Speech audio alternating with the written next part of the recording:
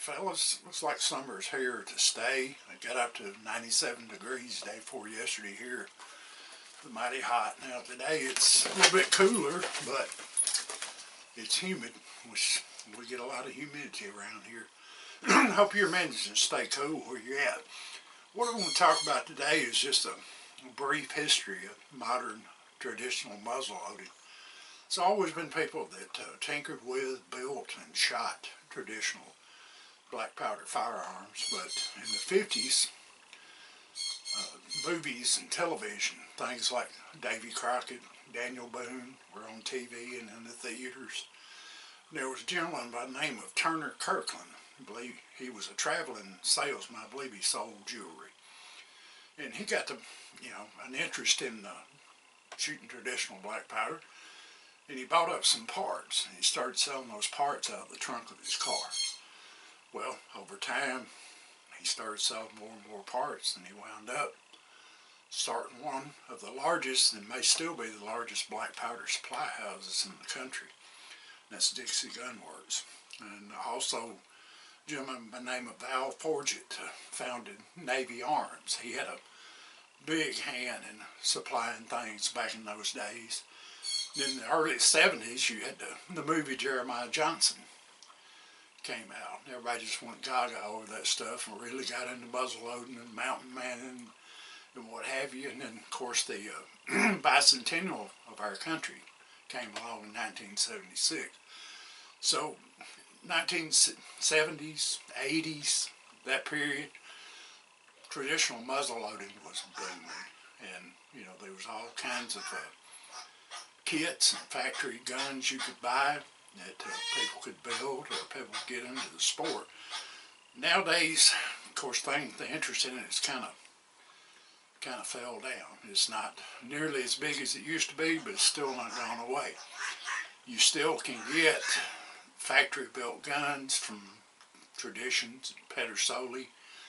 You can still get kits from Tradition and Pedersoli. The Traditions, that's your entry level. Not a lot of money, but you're not getting for real quality wood, and their locks are suspect. Their barrels are good shooters from what I hear, but and then Pedersoli, they're a bit pricey, and of course Lyman has got completely out of the muzzleloading business. The stuff's still out there.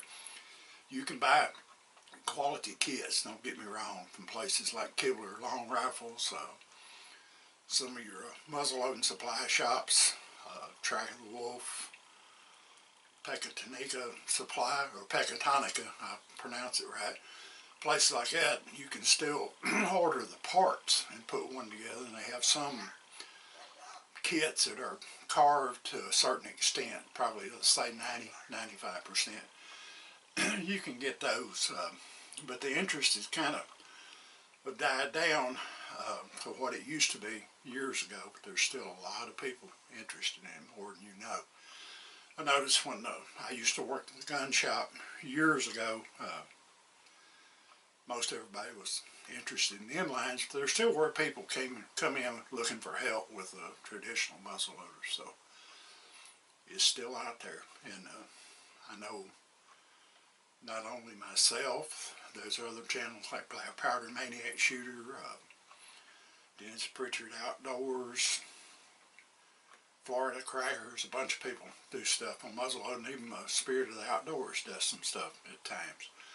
So hopefully channels like ours will keep interest in it and give people some place to go, which they have an advantage in this modern time.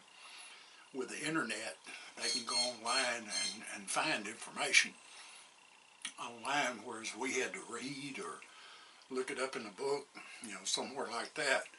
But the best thing you can ever have is somebody that has knowledge of shooting, and get with them and let you actually experience the knowledge, experiential learning.